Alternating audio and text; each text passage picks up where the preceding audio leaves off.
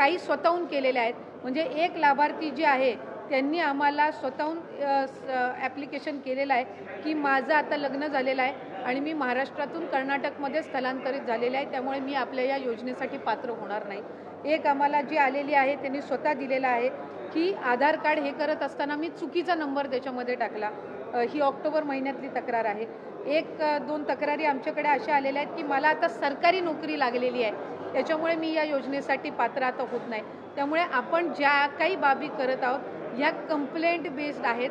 कुठेही सरसकट स्क्रुटिनी ही आपण करणार नाही आहोत, हे मला आपल्या माध्यमातून सर्व माता भगिनींना निश्चितपणाने सांगायचं. ते आम्ही साधारणपणे आज मी आणताना या प्राथमिक स्वरूपात आणलेल्या आहेत, पण याच्यापैकी डबल ॲप्लिकेशनच्या, स्थलांतरित झालेल्याच्या, उत्पन्नाच्या याच्यामध्ये वाढ झालेल्याच्या साधारणपणे 80-90% तक्रारी त्या पद्धतीच्या आहेत, म्हणजे ज्या आलेल्या आहेत त्यापैकी.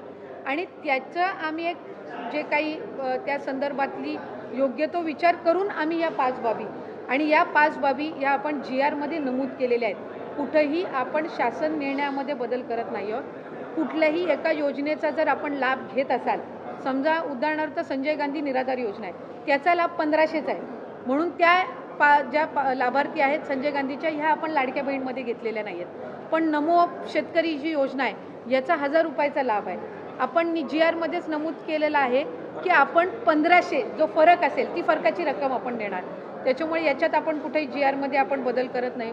दुचाकी आहे आम्ही GRमध्येच नमूद केलेलं आहे, पण 4 चाकी यांनी काही कंप्लेंट्स आम्हाला आलेल्या आहेत, तर त्याच्याने आपण फक्त पॅन त्याच मुद्द्याची आपण पॅन महाराष्ट्र आपण स्क्रुटिनी करतोय. आपण कुठेही विदाऊट कंप्लेंट आम्ही स्क्रुटिनी इनिशिएट करत नाही आहोत. त्याच्यामुळे मी स्पेसिफाय केलेलं आहे की या 5 बाबी इन्कम टॅक्स म्हणजे उत्पन्नामध्ये जर वाढ झालेली असेल, 2.5 लाखाच्या पलीकडे जर कुठल्या लाभार्थ्यांचं उत्पन्न गेलं असेल तर ते आता त्या योजनेसाठी लाभार्थी म्हणून पात्र नाही आहेत. जर दुचाकीच्या वर जर कोणाची वाहनं 4 चाकीची असतील ते पात्र नाही आहेत. जर ते इंटरस्टेट जर मॅरेजेस झालेले असतील तर ते आता त्याच्यासाठी पात्र नाही आहेत. सरकारी नोकरी लागली असेल तर ते पात्र नाही आहेत. आणि आधार कार्ड आणि बँकचं हे जर नावामध्ये फरक असेल आणि त्यांनी ती लक्षात आणून दिलेली आहे तर ते पात्र नाहीत. पण याच 5 बाबींवर आपण पॅन महाराष्ट्र जी आहे ती आपण त्या संदर्भातली योग्य ती पावलं उचलत आहोत. साधारण ॲनालिटिकल जर बघायला गेलं तर आपण तक्रारी किंवा आपल्या स्थानिक प्रशासनाच्या देखील लक्षात आलेलं आहे की काही म्हणजे पात्रधारक नसतानाही काही लोकांच्या खात्यात पैसे जात आहेत. याची आकडेवारी टक्केवारी किती आहे, साधारण किती टक्के महिलांना यातनं वगळलं जाईल असं वाटतंय आज प्राथमिकरित्या, जेणेकरून सरकारचा निधी देखील वाचेल?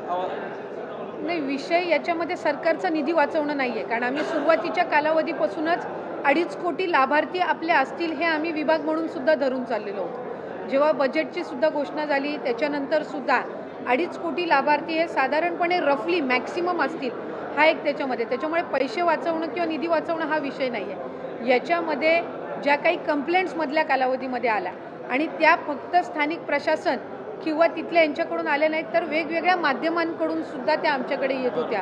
कारण बरेचसे माध्यमं सुद्धा आम्हाला हे करायची की अशा काही स्थानिक पातळीवर आम्ही मीडियामध्ये ज्या वेळेला आम्ही चर्चा करत असतो त्यावेळेला अशा पद्धतीची जी रियालिटी तर त्यानुसार आपण जात आहोत. याच्यामध्ये कुठेही पैसे वाचवणं किंवा या सगळ्या बाबींचं हे नाही आहे. आम्ही आत्तापर्यंत